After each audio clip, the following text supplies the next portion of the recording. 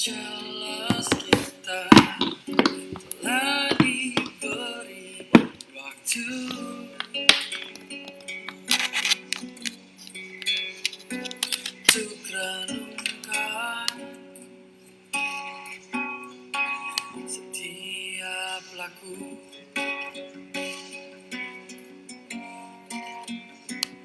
Kini saatnya kita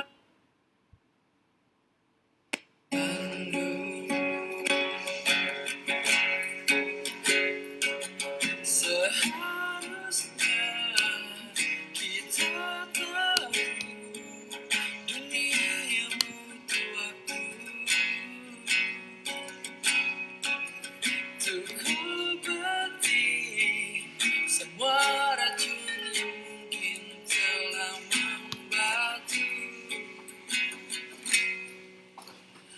Mari berdiam di bilik kita, nikmati tiap detik dengan yang dicinta. Diskusi rasa, cerita semua, sedih bahagia, hiasi canda tawa. Mari berdiam di bilik kita, nikmati tiap detik dengan yang dicinta. Ukir senyuman, rekam semua rasa, dan beri ruang untuk kata cinta di rumah kita. Di rumah kita, di rumah kita.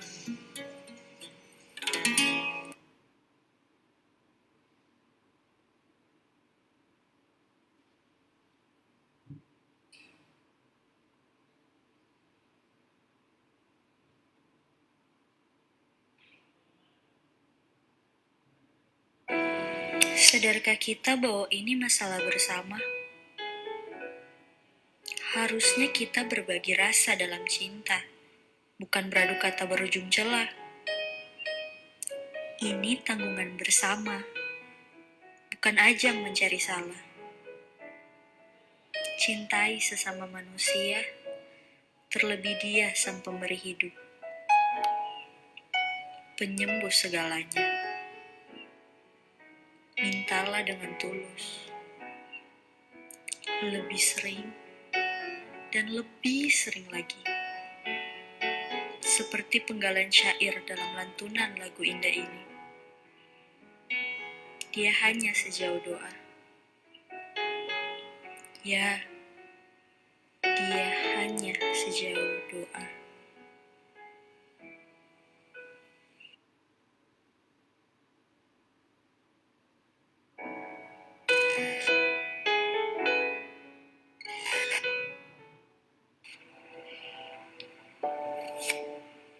Kebayang gak sih kalau kita akan berada di situasi kayak gini? Situasi yang membatasi ruang cinta dan silaturahmi kita. Tak ada lagi jabat tangan, apalagi pelukan.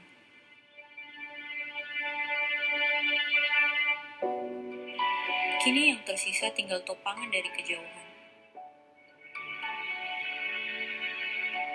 Sungguh menyesakan. So please, jangan biarkan ini berkepanjangan. Mari bantu mereka yang berjuang di garda terdepan. Para dokter, perawat, petugas kebersihan, keamanan, dan awak media. Mereka tinggalkan yang tersayang untuk kebaikan semua insan. Berikan rasa terima kasih kita dengan taati semua imbauan. Setidaknya, ini yang bisa kita lakukan agar tidak menambah beban tugas yang mereka emban.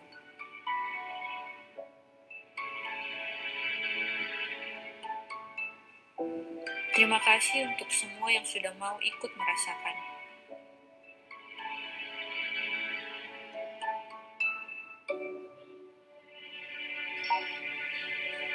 Baik, selamat malam masyarakat Sulawesi Utara, salam sejahtera buat kita semua. Shalom, Assalamualaikum warahmatullahi wabarakatuh. Om Swastiastu, Namo Buddhaya, salam kebajikan.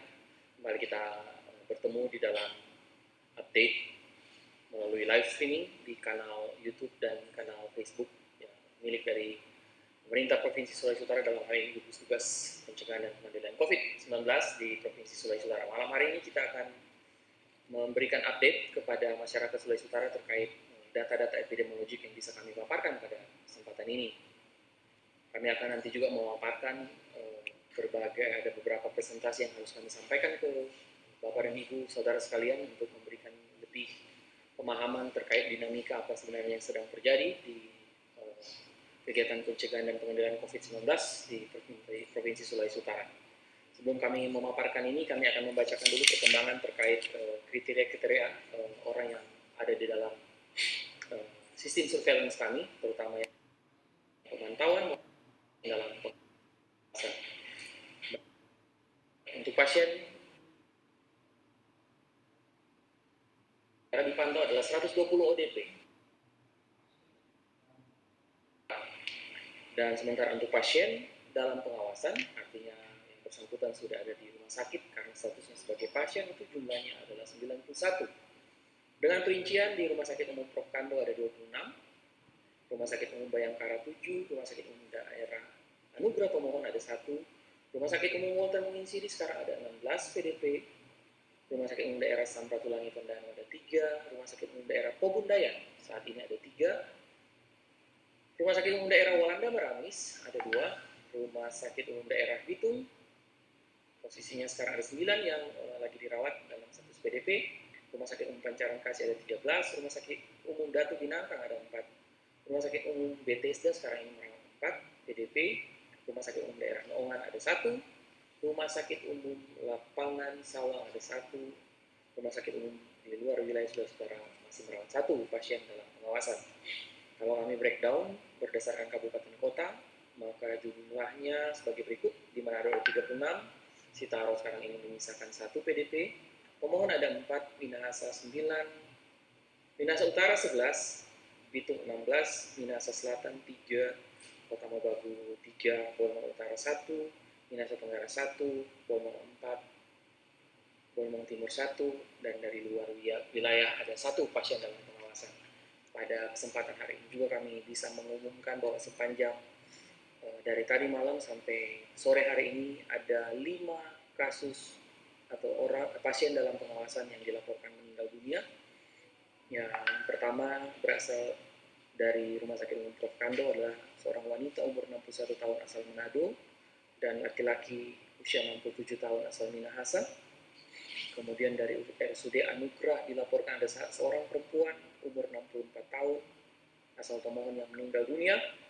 Di Rumah Sakit Umum Daerah Noongan di Minahasa tadi subuh melaporkan kematian seorang wanita umur 53 tahun asal Minahasa. Dan tadi sore sebelum kami datang ke sini kami dilaporkan bahwa di Rumah Sakit Umum Lapangan Sawang di Sitaro itu juga telah meninggal dunia 1 orang pasien dalam pengawasan, laki-laki usia 64 tahun.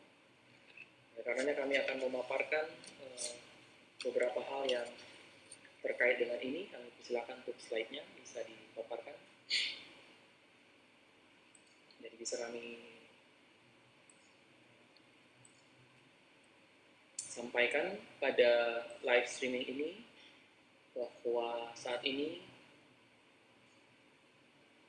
pasien dalam pengawasan yang ada di dalam data kami itu sejak dimulainya kegiatan surveillance terhadap COVID-19 ini itu dari tanggal 25, sekali lagi tanggal 25 Januari 2020 sudah ada sebanyak 327, sekali lagi 327 pasien dalam pengawasan yang sudah selesai dipantau atau sudah discarded. Istilahnya discarded itu artinya digugurkan dari status sebagai pasien dalam pengawasan karena dari hasil pemeriksaan laboratorium itu dengan PCR itu hasilnya 2 kali negatif, ada sebanyak 110 orang.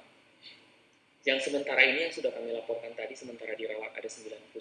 Total yang meninggal dalam status PDP, bukan yang terkonfirmasi positif. Jadi total yang meninggal dalam status PDP adalah 94 orang. Dengan perincian ada 69 yang sebenarnya sudah ada hasil laboratoriumnya, entah baru 1 kali atau sudah 2 kali, tetapi laboratoriumnya 69 ini menunjukkan hasil negatif sebenarnya. Yang sementara ditunggu hasilnya itu dan belum ada hasil itu ada 25 kasus. Sementara ternyata ada 32 yang setelah dievaluasi oleh tim COVID-19 di rumah-rumah sakit itu di downgrade, sekali lagi diturunkan kriterianya dari PDP ke status ODP, orang dalam pemantauan.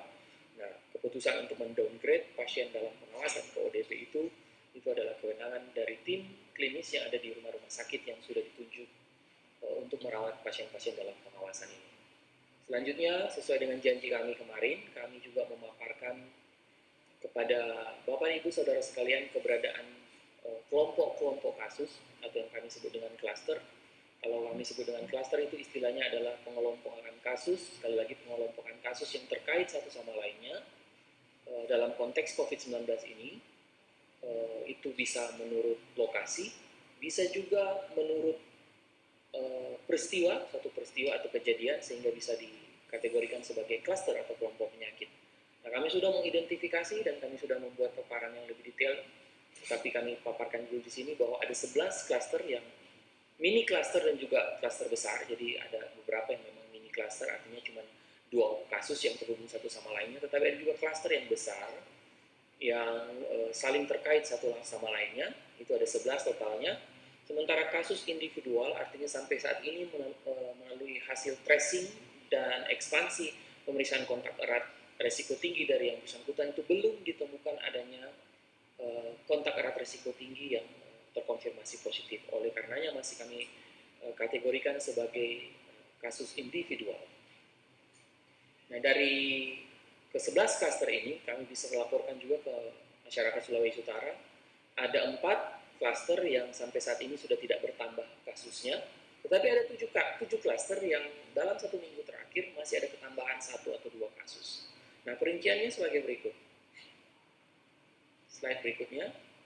Ya, ini. Klaster A kami tidak memberi nama klasternya, tetapi lebih memberikan aja identifikasi berupa alfabet, tetapi di keterangannya ada bahwa klaster A itu adalah pelaku perjalanan umroh yang merupakan kasus 1 di Sulawesi Utara, itu terklaster dengan kasus 2 karena ada keterkaitan satu sama lainnya, jadi itu kita kategorikan sebagai mini klaster, itu klaster A ini. Klaster B juga demikian, adalah kasus 3 yang merupakan pelaku perjalanan dari Eropa yang terkonek dengan kasus 8, merupakan kontak erat. Kedua klaster ini sudah selesai karena dari seluruh kontak erat yang kita periksa, hanya kasus 2 dan kasus 8 yang ketambahan, tidak ada lagi ketambahan kasus untuk klaster ini. Ada klaster C, ya, klaster C ini berisi kasus 4, kasus 5, kasus 12, dan kasus 13. Ini saling terkait satu sama lainnya, yang satu adalah kontak erat, yang 3 adalah pelaku perjalanan ke lokasi yang sama. Dari 4 klaster C ini, 4 kasus di dalam klaster C ini, 3-nya sudah dinyatakan sembuh, yang 1 kasus masih sementara dalam perawatan. Sekali lagi klaster ini sampai sekarang tidak ada ketambahan kasus baru walaupun kontak erat risiko tingginya sudah dilakukan pemeriksaan juga. Yang berikut individual case. Jadi individual case ini ya, ini adalah kasus 7 dari Minahasa Utara. Koreksi umurnya situ 57 tahun, ya, sudah meninggal dunia. Kami melakukan pemeriksaan kontak erat risiko tinggi yang cukup banyak di lokasi kediaman, tetapi tidak menemukan satupun yang terkonfirmasi positif. Kemudian individual case yang kedua itu sama, kasus 9 yang kemarin sudah dilaporkan juga sembuh, tidak ditemukan adanya kasus baru dari sekitar kontak erat yang bersangkutan. Klaster D adalah klaster yang berikutnya, ya, salah satu klaster juga dengan status yang masih aktif karena kemarin ternyata kasus 67 itu terkonek dengan klaster D ini. Kasus 67 yang merupakan wanita usia 67 tahun dari Minahasa. Setelah dilakukan penyelidikan epidemiologik ternyata dia terkait dengan klaster D ini. Klaster D ini adalah acara kedukaan yang di pemohon Ada kasus 6 di situ, kasus 25, kasus 26, dan terakhir kasus 67. Artinya cluster ini masih aktif karena masih ada pertambahan. Satu kasus dalam 1 minggu terakhir. Lanjut. Slide berikut adalah individual case 3. Ini kasus 14 di Minahasa, umur 25 tahun, sembuh. Kami melakukan pemeriksaan terhadap kontak eratnya. Tidak ada satupun yang menjadi terkonfirmasi positif. Klaster berikut adalah klaster E, adalah pelaku perjalanan dari Makassar dan Surabaya, berawal dari kasus 15, kemudian berkembang menjadi kasus 29, kasus 30, dan kemarin diumumkan ketambahan kasus 61. Ada 3 orang yang masih dirawat dalam klaster ini, klaster E. Yang berikut adalah klaster F untuk perjalanan ke Jakarta. Ini mini klaster juga, dari 1 kasus hanya bertambah 1 kasus. Kontak erat risiko tinggi yang lainnya kami periksa, tidak ada yang terkonfirmasi positif. Lanjut. Ya, ini yang berikut adalah individual case 4, pelaku perjalanan nomor 17, sama juga kontak eratnya sudah diperiksa, tidak ada yang terkonfirmasi positif, dan yang bersangkutan sudah dinyatakan sembuh. Kasus 5, individual case 5 juga sama, kasus 18, kasus nomor 18, usia 70 tahun, kontak eratnya sudah diperiksa, tidak ada ketambahan kasus. Klaster G ini adalah kasus 19 yang sudah meninggal, ada 1 kontak erat yang akhirnya jadi positif, masih sementara dirawat, tetapi sudah tidak ada ketambahan kasus baru lagi dalam 1 minggu terakhir. Yang berikut,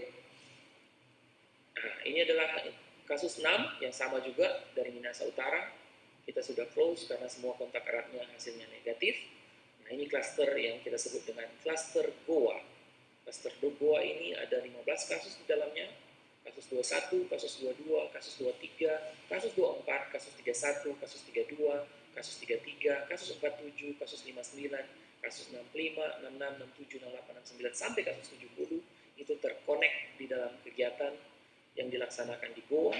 Jadi total ada 15 kasus, dan kasus ini masih aktif sampai sekarang karena barusan ada ketambahan kasus baru yang lumayan banyak dari 59, 65, dan seterusnya.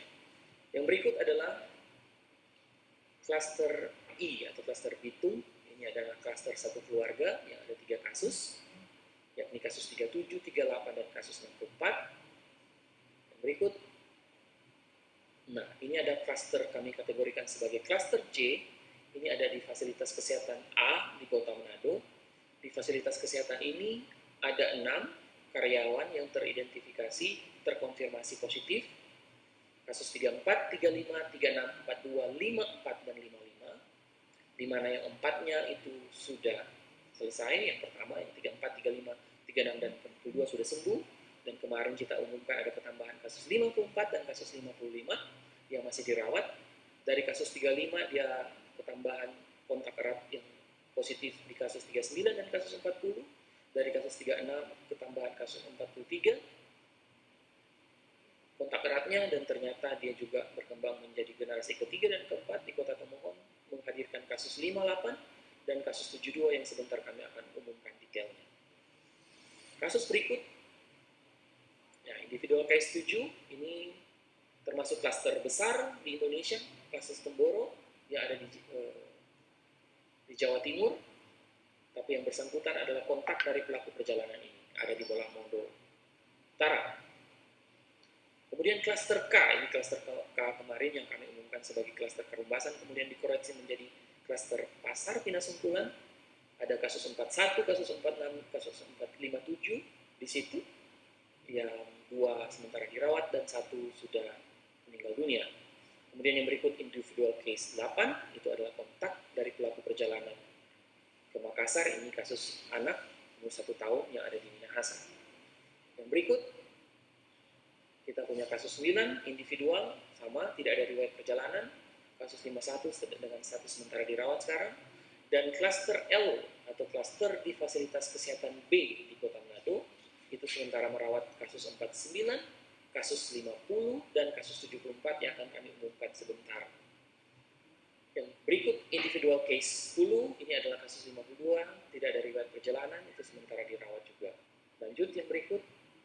Terakhir ini adalah kelompok kasus berdiri sendiri. Kami sementara melakukan pelacakan untuk kasus-kasus ini. Kasus 11 ada di Boting, kasus 12 ada di Manado, kasus 13 ada juga di Manado, kasus 71 di Manado juga yang sudah meninggal dan yang akan kami umumkan sebentar. Kasus 73 di pemohon umur 34 tahun yang akan kami umumkan sebentar. Dengan demikian kami akan menyampaikan ketambahan total kasus COVID-19 di Provinsi Sulawesi Utara. Kita mempunyai 3 kasus baru.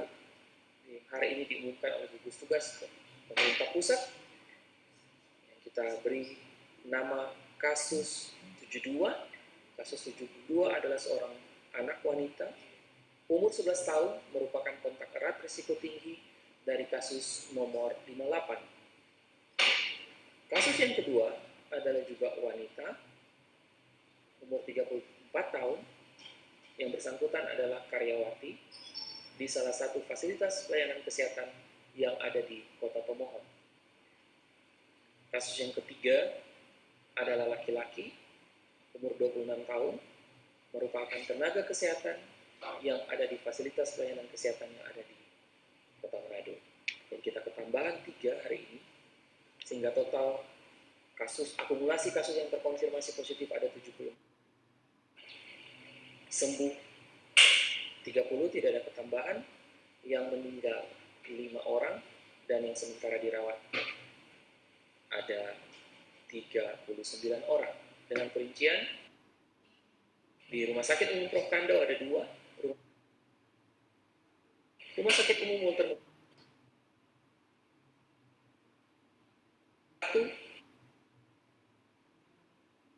daerah Pulau Amangan Utara merawat 2, Rumah Sakit Umum Daerah Tulangi merawat 3, Rumah Sakit Umum Noongan merawat 1, Rumah Sakit Manompia Kota Mobagu merawat 1, dan Rumah Sakit Gunung Maria sementara merawat 1 kasus terkonfirmasi positif. Hari ini juga kami bisa melaporkan bahwa kegiatan surveillance laboratorium dilakukan oleh tim laboratorium yang ada di kabupaten kota maupun di Dinas Kesehatan Sulawesi Utara itu telah melakukan pemeriksaan terhadap 720 orang dan menemukan hasil reaktif 32 reaktif sepanjang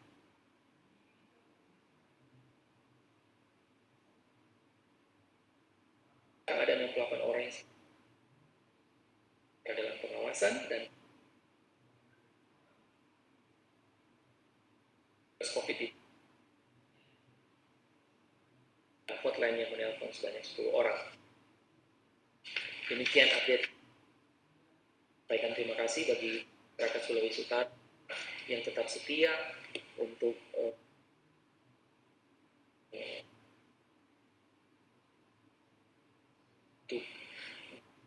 kanal Facebook dari gugus tugas COVID-19 saudara sekalian.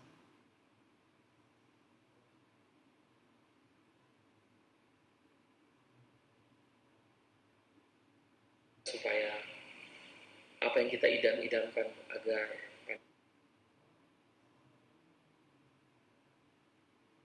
bisa capai. Warahmatullahi wabarakatuh. Oh, syadu. Shalom.